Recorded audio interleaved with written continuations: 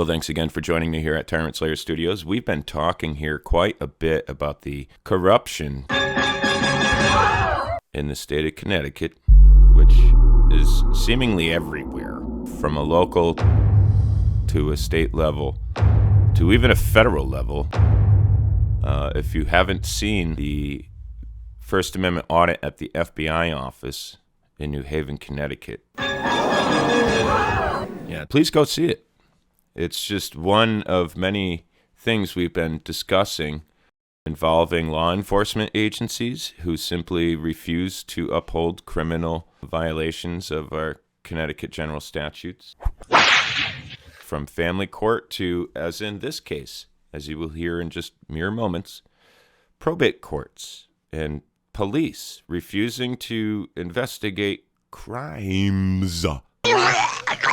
Right? And insisting that these crimes are civil matters to be handled in civil court. I'm sorry, This is a terribly tragic story that echoes the very statements we've been making here about our Connecticut officials, including Governor Ned Lamont, even his wife Anne Lamont, Judge Jennifer Mazurowski, Judge Barry Armada, bar attorney Matthew Potter, attorney for the state, Attorney Johnston. We've got a number of state troopers on the hook here, at least a half dozen marshals, 2 different courthouses, 2 different totally kind of courts, but all of the same common denominators and factors are present in all of these different cases, which on the surface seem to be unrelated, but you can see that our state representatives, that our legislatures, that our governor, our senators, our lawyers, our judges, our courts, our social services departments, they're all, upon closer examination, so smart and so competent and so wonderful and capable of serving the public until it actually comes time to do that properly and within the boundaries of our laws. All of a sudden, everybody's stupid when you start talking about corruption. And, hey, here is a copy of the law. Here is how the law has been broken. Here is a crime I'm reporting. Here's evidence of this crime. I'm reporting it to you. Would you please enforce the law? No, we don't do that here. Some help with That's local and state law enforcement on behalf of the courts. And you can call me a conspiracy theorist. Conspiracy theorist. But the evidence of total and absolute corruption reigning supreme here in the state of Connecticut is undeniable. Listen to this man's story.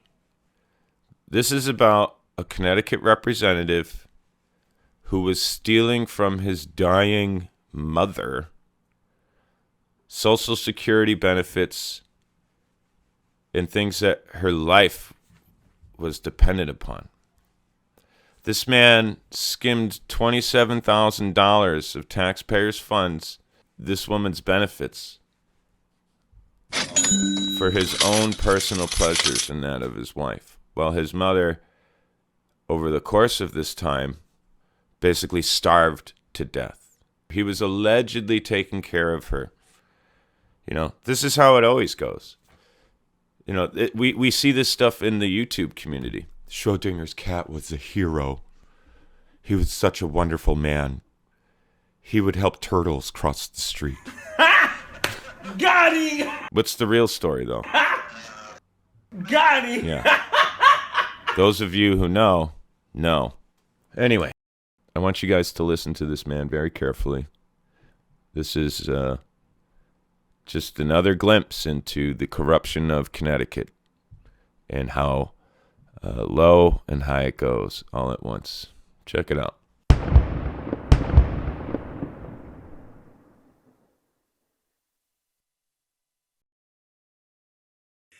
Hello, friends and neighbors. I come to you again from my mansion in the Hollow, my internationally decorated one-room studio apartment near the Bridgeport Center.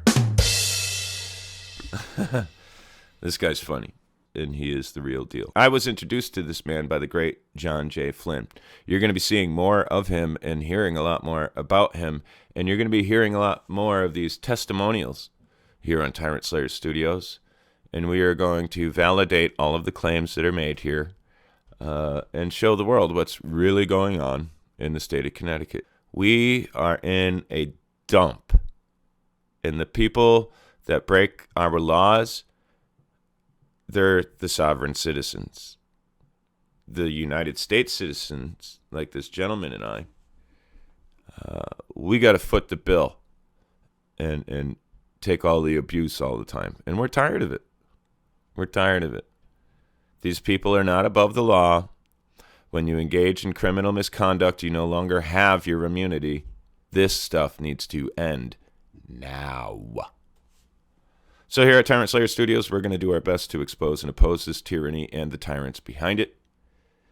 And we're asking you for your support. Please share these videos. Like, share, and subscribe to this channel. It's for the sake of our future together as a United States of America. I come to you again regarding an open letter that I posted on Facebook on December 29th, a letter that I had sent to the Bridgeport Acting Police Chief, Rebecca Garcia.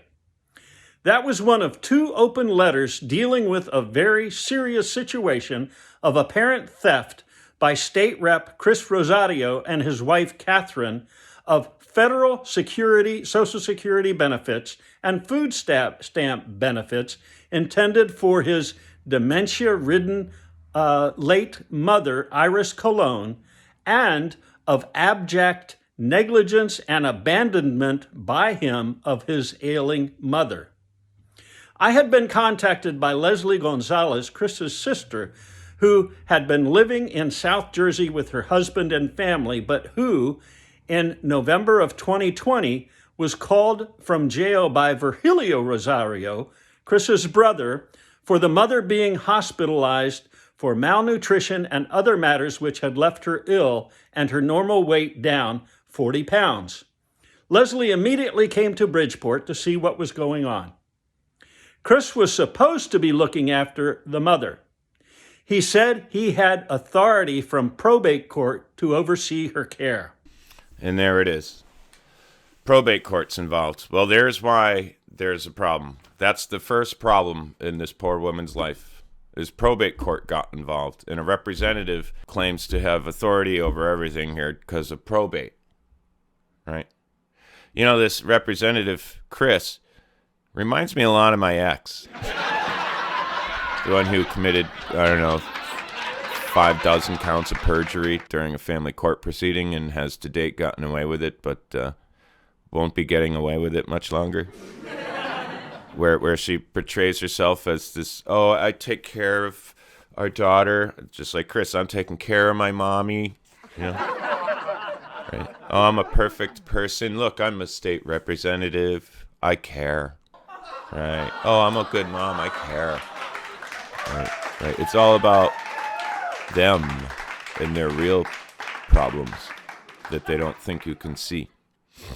Well, we see it all here, and you're going to see it too at Tyrant Slayer Studios.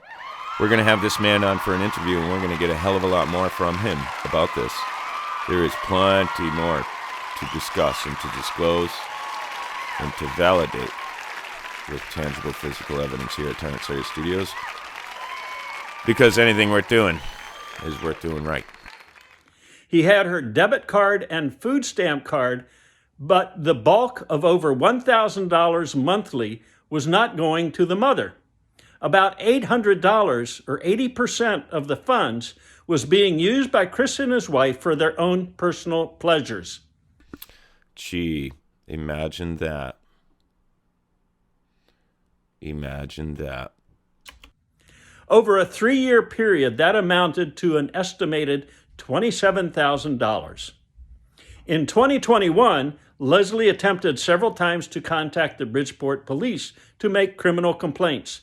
Here you go. Listen carefully. To make criminal complaints.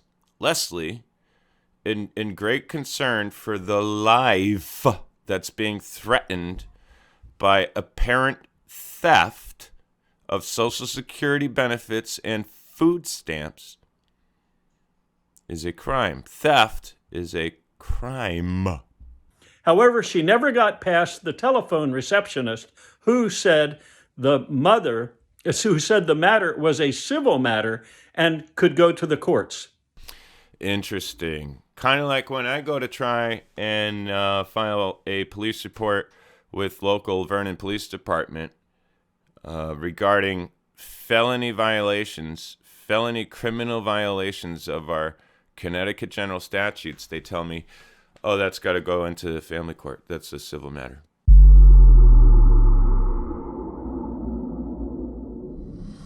I've been calling your department about criminal violations of our laws. Connecticut general statutes, felony statutes, misdemeanor statutes, criminal statutes. Calling this police department, and they're telling me I need to go and address those criminal violations in a civil court proceeding. Does that make any sense to you? Does that make any sense to you? Does that make any sense to you? They refused to do a well-being check a few days ago. Are you aware of that? I'll look into it. They're refusing to uphold and enforce criminal law, and they're refusing to issue citations, arrests, or even address an issue. These are very serious problems, and there's a 12-year-old minor child whose life has been in grave danger, whose life was neglected, who your officer, Hammock, refused to do a well-being check on about 72 hours ago. Do you find that acceptable? Do you find that acceptable? I'll look into it. I will acknowledge your request, and we will work on that. Kind of like Connecticut State Police Troop C and that poor excuse for a trooper, Mr. Luke Davis, who, I don't know, botched up an investigation so bad, the police couldn't pursue criminal charges. Who knows what happened? We're pulling the records to find out what happened. But, you give the state police tangible, physical, irrefutable evidence of perjury, and they claim they're going to investigate and file for, a warrant for an arrest, but they don't do anything. Who knows what they did, if they did anything at all. They just seem to blow smoke up my ass for nearly a month. But here you go. You see, this is happening to all sorts of people from all walks of life. Law enforcement in all parts of the state of Connecticut is refusing to enforce the law. So they're not competent to do their jobs. They need to be immediately replaced with people who will enforce our laws and won't take what I suspect to be our bribes coming from the judicial system in this state. Who in local and state law enforcement is receiving a brown bag of money from the judicial system, not to enforce the laws and to steer all that revenue into these corrupt kangaroo rackets dubbed courts? Whose crooked career in this judicial system is dependent on prohibiting law enforcement from enforcing our laws and forwarding criminal matters into civil proceedings? Who's benefiting from this? Do you think the people are benefiting from this? Are you benefiting from this? Let's listen to the man. Leslie and her Uncle Jose were frustrated. They felt that they were bumping up against the local portion of the Democrat Party political machine. And I agree 100%. I've often been quoted saying that Rockville Family Court GA19 is the equivalent to a social justice club run by the Democrat, Nazi socialist, racketeering, nanny police state of Connecticut. All the Americans here are essentially being held hostage, held ransom, extorted, exploited, persecuted. Innocent people are losing their homes, their houses to capious mortgage fraud. Our representatives are being permitted to steal. Tell me, ladies and gentlemen, how much longer will you let this stuff go on? How much more can you take? Tell me, what will it take for the light to turn on in your soul? Where is your American spirit? Where the hell are all the Americans? Where are they? Where is everybody? Everything is f***ed up. That's going to be the t-shirt I sell here on this channel. Everything is f***ed up. Jose was aware that I, as an active Republican, had challenged Chris in his 2020 re-election bid. He thought I might be able to assist them to get past the impasse. He had seen me walking in the area that I live in the Hollow, so he went to speak with my landlord. He explained the situation, and my landlord gave him my telephone number. Leslie called me. The situation seemed complicated and significant. We planned a meeting with her and Jose in the mother's apartment, where I met the lovely Iris. After several sessions, I was ready to do the open letters to acting police chief, one on December 29th and the other on January the 1st. On Thursday, January the 6th, I got a call from a lieutenant in the police department detective bureau. He said there was a team of detectives who were working on the case, giving it top priority. Okay, I'm watching this for the first time along with you folks here, so I got to comment on this. It sounds to me, and I haven't even let the man finish making his statement or tell the story yet, but here's what I'm guessing. These police have done nothing. They blew smoke up his ass like Connecticut State Police did me. They just wanted as much information from this guy to see if there was anything they could use against him. They blew smoke up his ass, and I guarantee nothing has come of it. No criminal affidavit was written. No warrant application went in for this man's arrest. I'm just guessing here. But if it's anything like my situation and what I've observed countless times, what I've been told countless times by people who email me and reach out to me and ask for help, he got Johnny'd here, just like everybody else and I. But let's let the man continue and see what he says. He said Leslie would be contacted. She was called and told that she would be visited by several officers on Friday, January the 7th. She never received any such visit. About 5 days later, on January the 12th, she received another call. A detective told her that one of the officers of the team assigned to the matter was diagnosed with COVID, so the process was delayed. This state has been exploiting this since day one.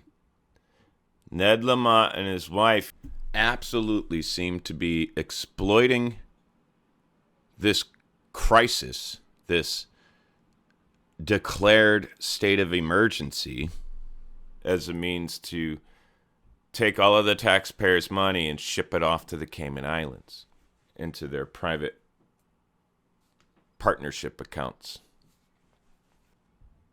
It's 2022. There's 17 million different ways to communicate with somebody using the internet, the telephone, electronic devices. You can have video conferences at the touch of a button using almost every single handheld device on this planet. The cops take the Connecticut taxpayers' money and buy drones and have all this equipment, but do they know, and they know how to use it against us, but when it comes time to use this equipment and our technologies and our services on our behalf, it's like the cops don't know what to do, or, well, everybody in the whole goddamn building has COVID now, so, we can't send one single person to you. We can't do this remotely. That's impossible. All of a sudden, everybody's incompetent and stupid. When you require services from law enforcement, you don't get them. When law enforcement is targeting you, you get the full, complete service package, including unlawful arrest, excessive force, assault, battery, illegal search and seizure of persons and property. Yeah, you get it all, folks. You get it all when you're innocent and you never called for any services. But when you call for services and you're innocent and you need help, well, there's nothing available for you right now. All of a sudden, no one could do anything. Can't communicate electronically. Can't have a remote meeting. Can't have a conference. Can't just CC everyone in email. That would make too much sense. Makes too much sense to put statements in writing so that everybody has a record. No, we got to show up to your house, ask you to come outside, lure you into a trap, and illegally arrest you. Let's find out what happens here. I think someone could have called her. But he explained that the situation was over and she would receive a visit in a couple of days. However, on Friday the 14th, just 2 days later, the ailing mother Iris unfortunately passed away. That put off any investigation for another period. Within the last week, Leslie had renewed emotional strength and decided to proceed with the investigation. A detective said that her Uncle Jose would receive a visit from an officer today. He said that the police department was giving the matter highest priority. Got him! Got him! Oh! Whoa! Whoa! But no police officer visited Jose. I'm sure glad that no house was burning. Such a visit should have occurred 6 months ago. In the meantime, last evening, I met with Jose.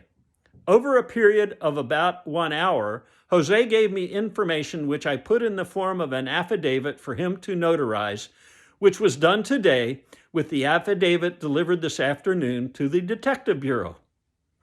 There were a couple of curious items in that affidavit. One had to do with the spring of the year that Chris reportedly dropped out of Harding High School. That in his senior year of about 1998. His dropout status was a result of him falling head over heels in his first dating relationship, that with Catherine Negrone. Remember that name, folks, Catherine Negrone. A girl who had a child from a previous relationship. Shortly thereafter, Jose went to the mother's, Iris's, apartment. The apartment was at 232 Ogden Street in Bridgeport. Chris's brother, Virgilio, had many problems with the law, with numerous convictions of matters including robbery, drug dealing, illegal gun possession, and related matters. Jose reports that when he entered the apartment, he saw Virgilio and Catherine there. Catherine had a mask on and was cutting heroin and packing it. In Jose's earlier life, he had his own problems with the law, and he knew what heroin packing or cutting heroin looks like. Catherine was helping Virgilio in his drug factory. Shortly thereafter, the feds raided the apartment. There were no implications then for Iris or Virgilio or Catherine, although the landlord liked Iris because of that incident with the feds. He forced Iris to leave. Jose reports that following over a long-term period, also Chris was always broke, often coming to Iris's apartment and asking for money. He would come in and say, "Mommy, can you give me $20 for gas so I can drive to Hartford?" Or he would ask for money for food. She would give it to him. This is quite curious. Through Freedom of Information processes, In 2019, I received state records of Chris's compensation and reimbursement records. The records show that for the combined years of 2017 and 2018, Chris received about $65,000 in base pay, $9,000 in unvouchered expense allowance, which appears to be like a free stipend, and nearly $9,000 in mileage allowance submitted. This raises several other issues. First, I wonder if Chris reimbursed his mother for those $20 loans when he got his after he got his state mileage allowances. Second, I wonder if some of those mileage allowances pertained to a loophole in state law which allows a state legislator to claim a mileage allowance for riding with, that is, for carpooling with another legislator who does the driving. You bet. In 2019, I publicly asked Chris if he was getting mileage allowance for mere no-expense carpooling. As has been his style, he never answered the question. What I see behind these current explosive situations is that Chris does not have control of his own household, including particularly his wife's compulsion to spend. Now, if this is the background, and if he is a high school dropout, then can we have any confidence with him representing the people of the 128th district or statewide for multi-billion-dollar budgets, among other serious legislative matters? The short answer is absolutely not. Absolutely not.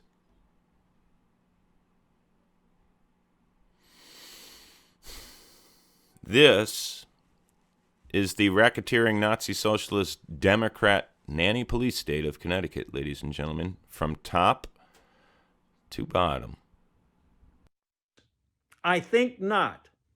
While confronting these glaring factual issues of the apparent theft of federal benefits and glaring elder abuse, considering also other background described here, Christopher Rosario, you must immediately resign.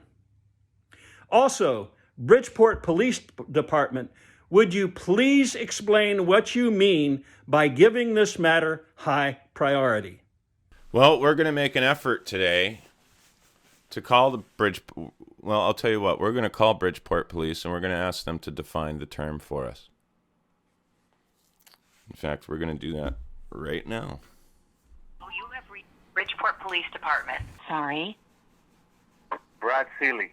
Is not available. Record your message at the tone. When you are finished, hang up or press pound for more options. Look, if you guys want to know what I said on the voicemail to Bridgeport Police, you're going to have to tune in to the follow-up show that I am publishing on this topic, where we will peel away even more layers, and where we will also disclose and reveal to you a mountain of documentation from bank statements, Freedom of Information Act requests, complaints for outstanding requests that still have yet to be expedited. We're going to be interviewing Mr. Ethan Book here, who is a very tenacious individual,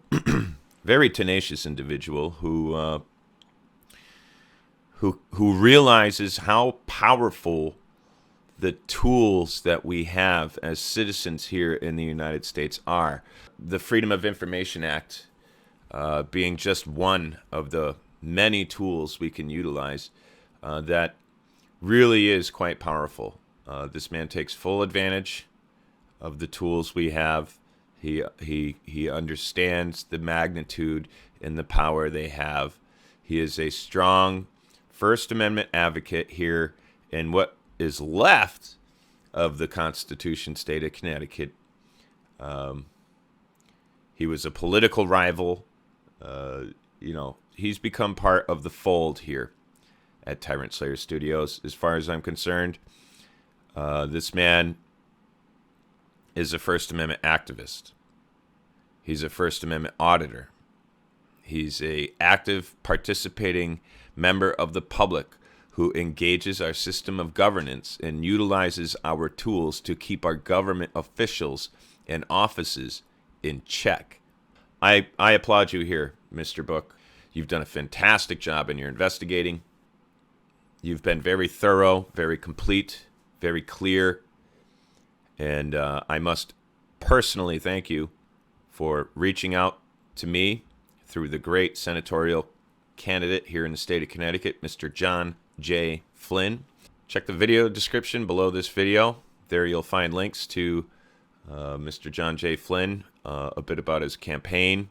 If you're so inclined, you can even make a $5 donation to his campaign efforts as he's running against the big dick, lying, denying dick Blumenthal here in the state of Connecticut. And boy, did the people ever, if ever, deserve a win. Big dick, lying, denying dick Blumenthal here in the state of Connecticut. And boy, did the people ever, if ever, deserve a win. So let's get behind this man and help empower the people for a change. And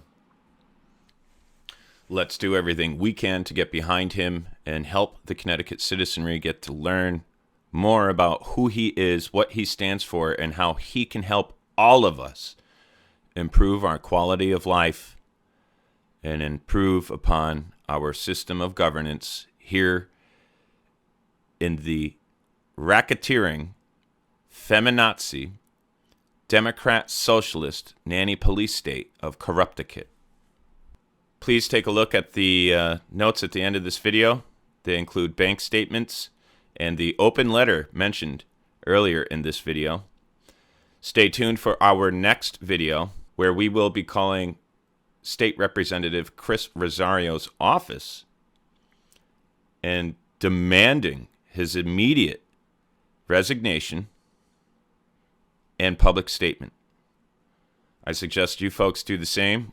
We will provide the telephone numbers, the mailing address, and the email addresses appropriate for this call to action. And we will see to it that this man resigns, and we will do it together. We will get law enforcement to investigate this man's federal and state crimes. And this man will be prosecuted, and he will go to prison for it. Because we, the people, are going to make it happen. The government's not going to do it. We have to do it. You guys with me? Good. Now let's do it. I'll see you next time. May God bless our Park City and our constitutional state. And God bless you all. Thank you.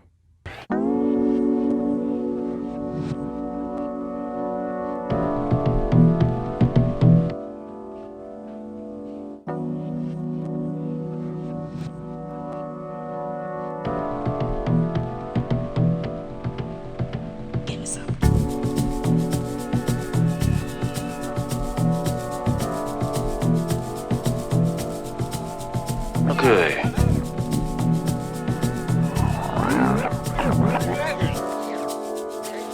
Okay. Be quiet. Be calm. Name? Frank? And press affiliation. Nothing else.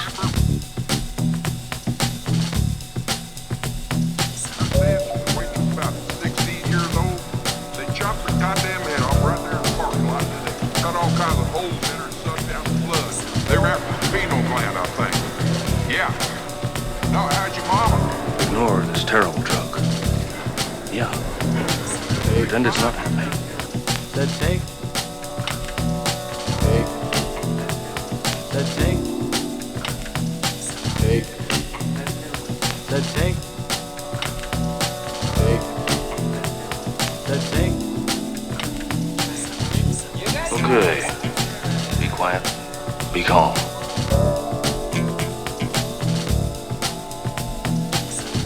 Name? Frank? And press affiliation. Nothing else.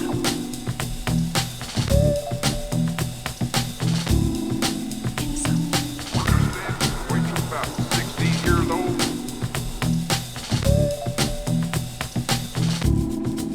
they chopped your goddamn head off right there in the parking lot. They cut all kinds of holes in her and sucked out the blood. They were after the penal gland, I think. Yeah. No, how'd your mama? Nor this terrible drug. Yeah.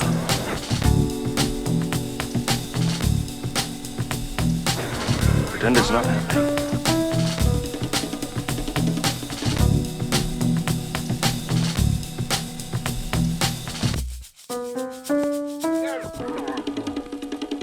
Okay. Be quiet. Said take. Be calm. Take, Name? Said take. Frank? take, Said take. And press affiliation. take. Said take. Nothing else. Murder sins when you're about 16 years old. They chopped her goddamn head off right there in the parking lot. And they cut all kinds of holes in her and sucked out the blood. They were after the penal gland, I think. Yeah. No, how'd your mama?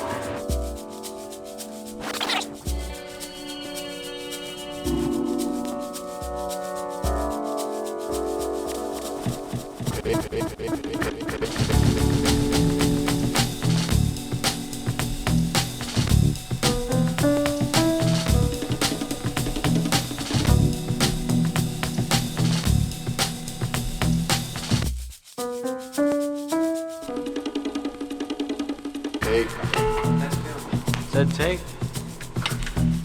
take, Said take. take, Said take. take. Said take. 1965. The great San Francisco acid rain. I recall one night in a place called the Matrix. There I was, a natural street freak, just eating whatever came by. I decided to eat only half of the acid at first, but I spilled the rest on the sleeve of my red woolen shirt.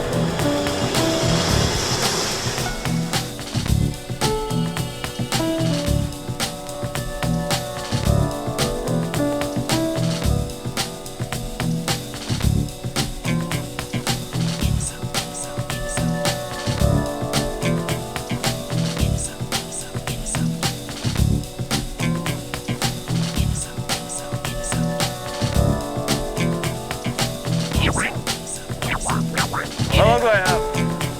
Your attorney advised you to drive at top speed. It'll be a goddamn miracle if we can get there before we turn into a wild animal.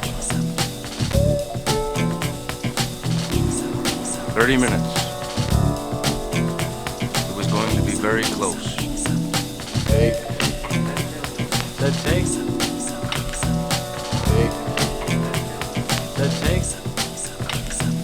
take, Said take. take. Said take. Take.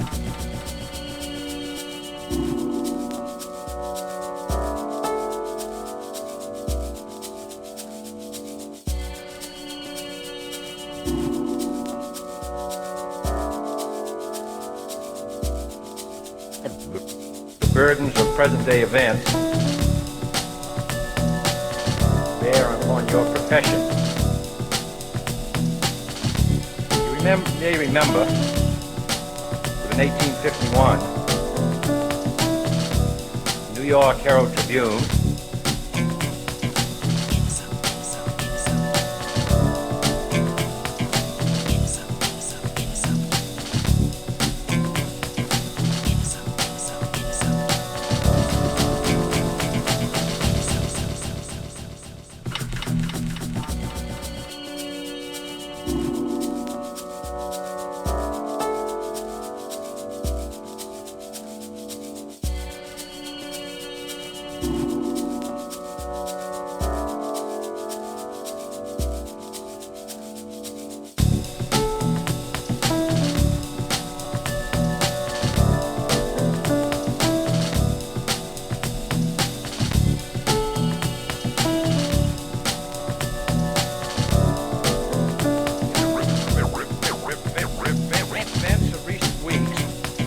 may have helped to illuminate that challenge for some.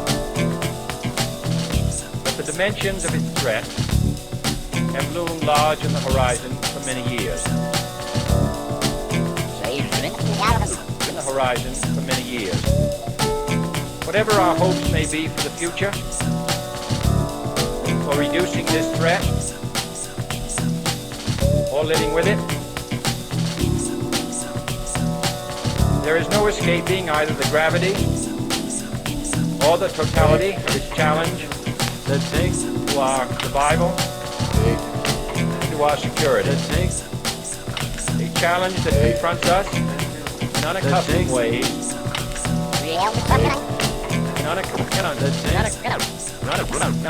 unaccustomed ways in every sphere of human activity. This deadly challenge imposes upon our society two requirements of direct concern, both to the press and to the President. Two requirements that may seem almost contradictory in tone, but which must be reconciled and fulfilled if we are to meet this national peril. I refer first to the need for far greater public information, and second, to the need for far greater official secrecy. The very word secrecy is repugnant in a free and open society, and we are, as a people, inherently and historically opposed to secret societies, to secret oaths, and to secret proceedings. We decided long ago that the dangers of excessive and unwarranted concealment of pertinent facts far outweighed the dangers which are cited to justify it. Even today, there is little value in opposing the threat of a closed society by imitating its arbitrary restrictions. Even today, there is little value in ensuring the survival of our nation if our traditions do not survive with it. And there is very grave danger that an announced need for increased security will be seized upon by those anxious to expand its meaning to the very limits of official censorship and concealment. That I do not intend to permit to the extent that it's in my control. And no official of my administration, whether his rank is high or low, civilian or military, should interpret my words here tonight as an excuse to censor the news, to stifle dissent, to cover up our mistakes, or to withhold from the press and the public the facts they deserve to know. But I do ask